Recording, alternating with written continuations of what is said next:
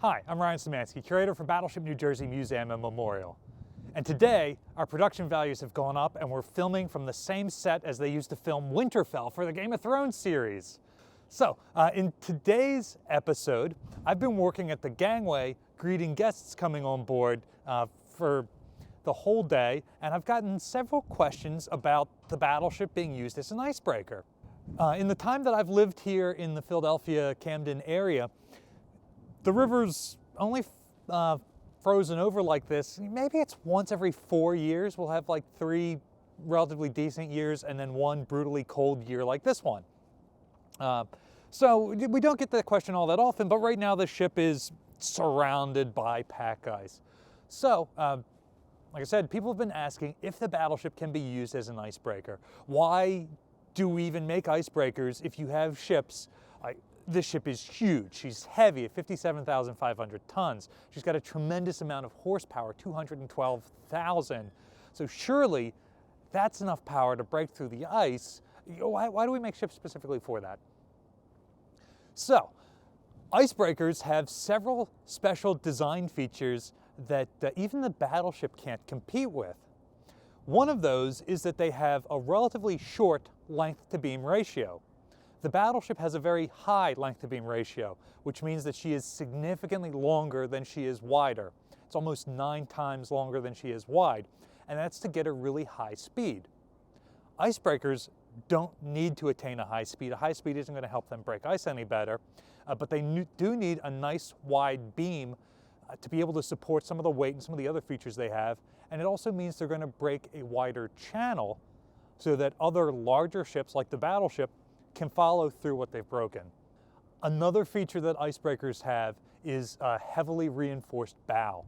Some of their thickest plating is at the bow of the ship where they're going to be crunching into solid pack ice.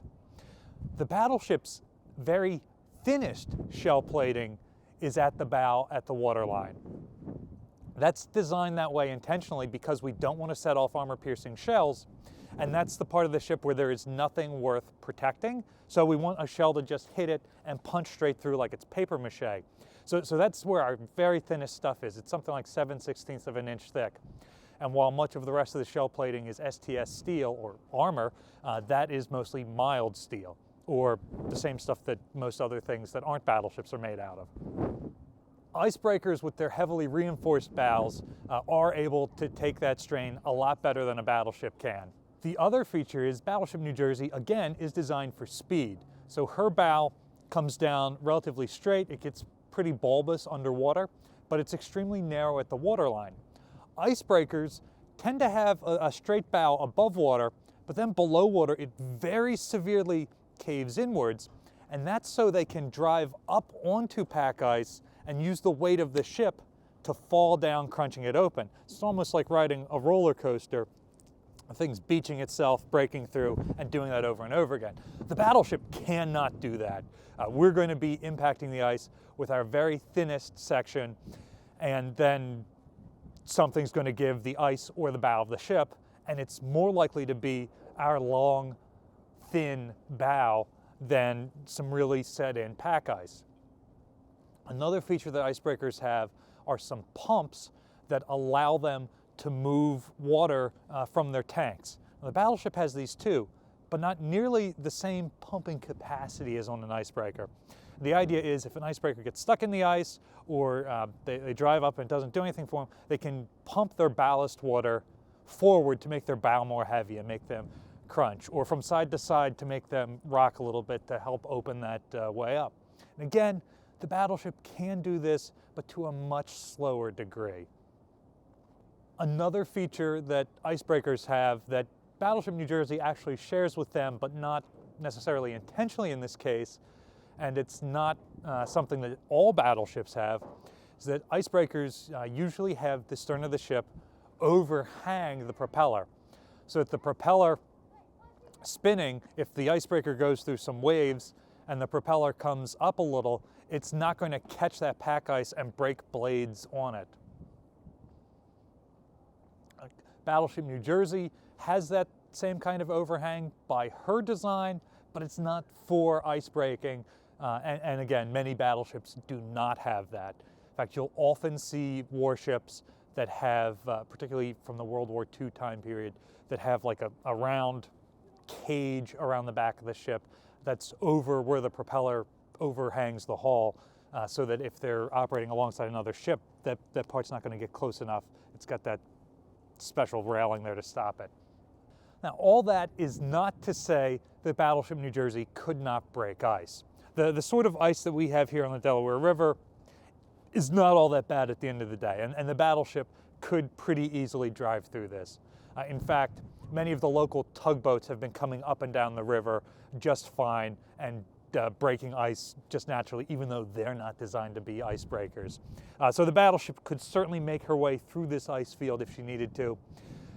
It wouldn't cause too much damage. I doubt it would even abrade our new system of coatings all that badly along the wind-water line, but definitely something she could deal with. If you wanted us to open up a passage to McMurdo Sound and resupply the folks down there, hey, you probably want to send a dedicated icebreaker to crush through that kind of solid pack ice and not a lean-nosed battleship like New Jersey. Now, I'm sure there's someone out there saying, oh, the battleship could just use her guns to break through the ice. And yes, our shells will punch through ice. The problem is we can't punch through the ice directly in front of the battleship. Notice, because we have a raised bow, our guns cannot fire directly forward. They have to be elevated up at an angle, which means that they're going to be firing significantly further ahead of the ship.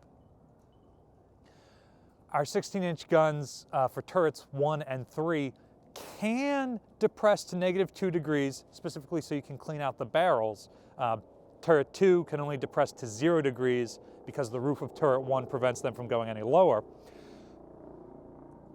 So that they cannot shoot all that close in front of the bow if they wanted to. They could start blasting and punch a bunch of holes in the ice, but it isn't necessarily going to help them punch through the ice that's right in front of us.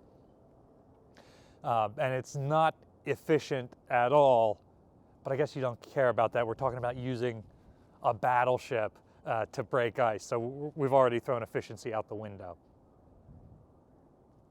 Besides being an extremely light icebreaker, what are some other types of undesigned jobs that you think New Jersey could pretty easily accomplish? Let us know in the comments section down below.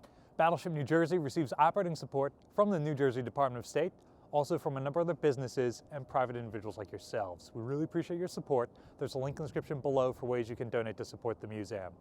You can also support us by liking, sharing, and subscribing so more people find about the museum and our channel. Thanks for watching.